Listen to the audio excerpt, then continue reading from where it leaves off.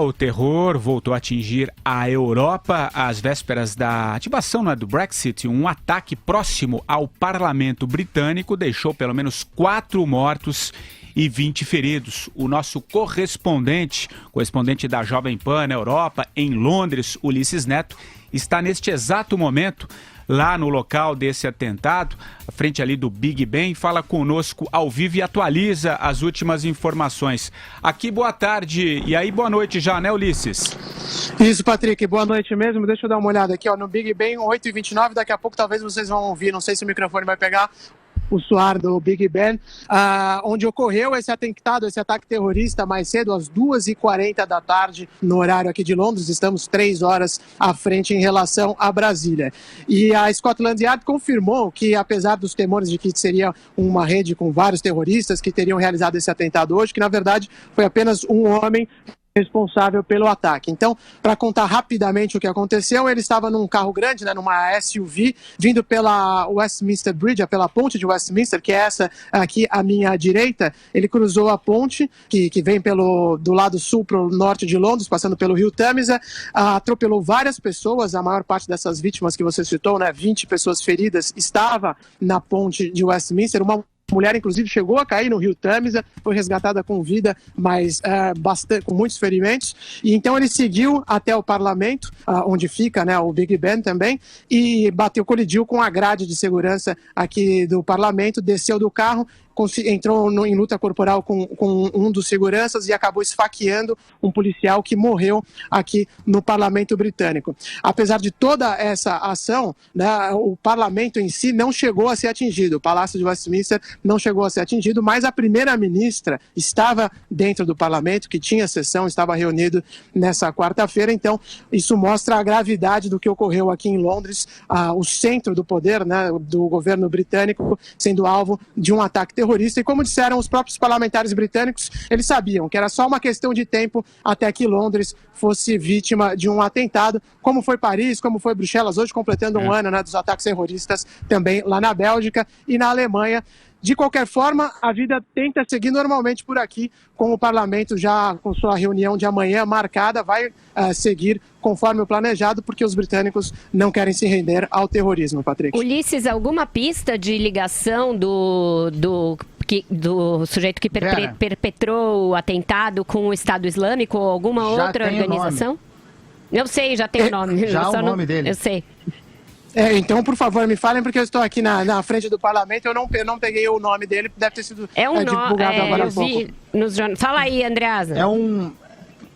É um inglês convertido ao Islã, nome de origem Trevor Brooks, que virou Abu Izzadeen. É, portanto, um muçulmano de origem inglesa convertido ao Islã. Mas nada de ligações, é isso? Diga, Ulisses. Até agora nenhuma alegação, associação com um grupo terrorista, até agora não.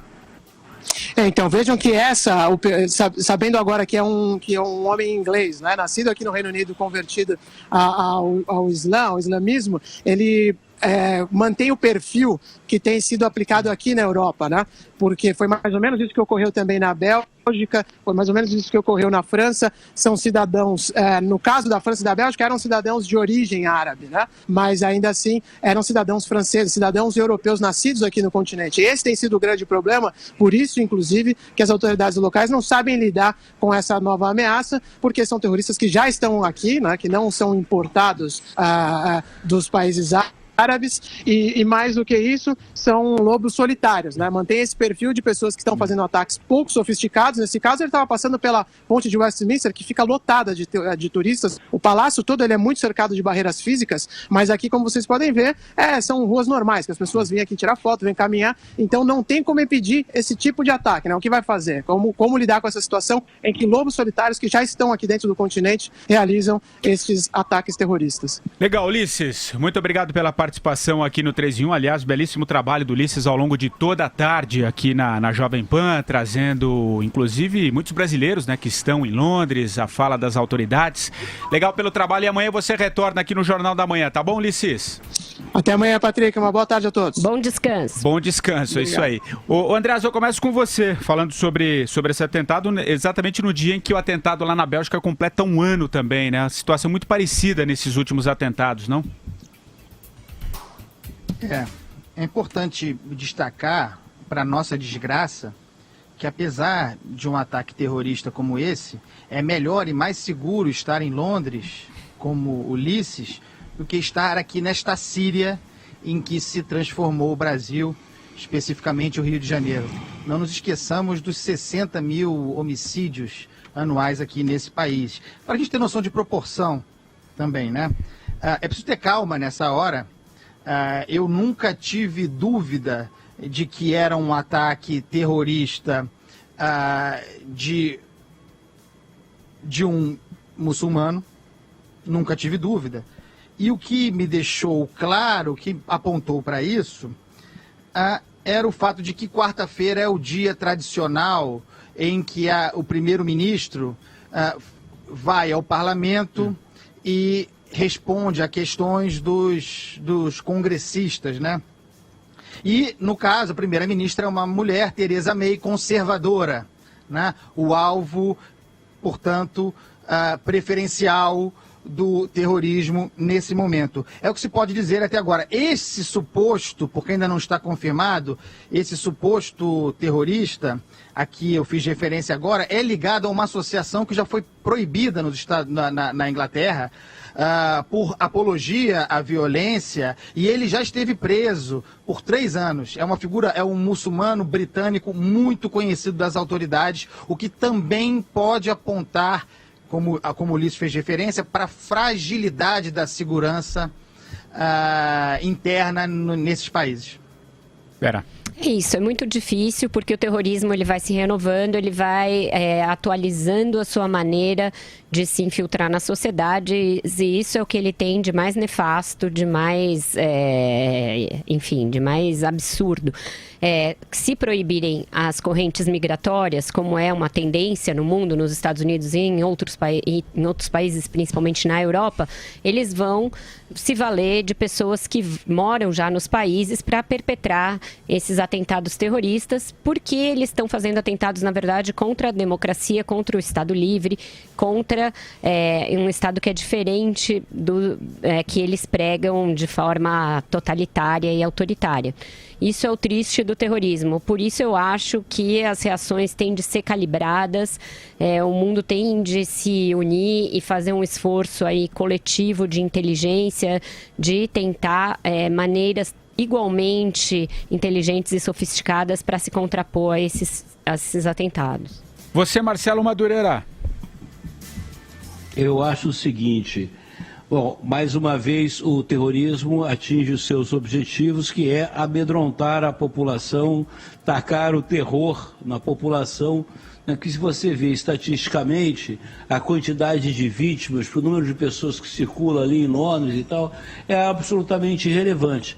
Mas está o mundo todo hoje discutindo, né, as televisões transmitindo, como se fosse uma hecatombe. Eu acho que o número de vítimas foi praticamente insignificante, evidentemente, sem querer desmerecer a vida das pessoas, a saúde das pessoas, mas falando em grandes números. Agora, nesse caso específico, você tem um poderoso argumento contra aqueles os xenófobos, né, as pessoas intolerantes, que não querem entender o processo contemporâneo de imigração. Pois esse foi um indivíduo inglês, um súdito da rainha, que de repente se converteu ao Islã.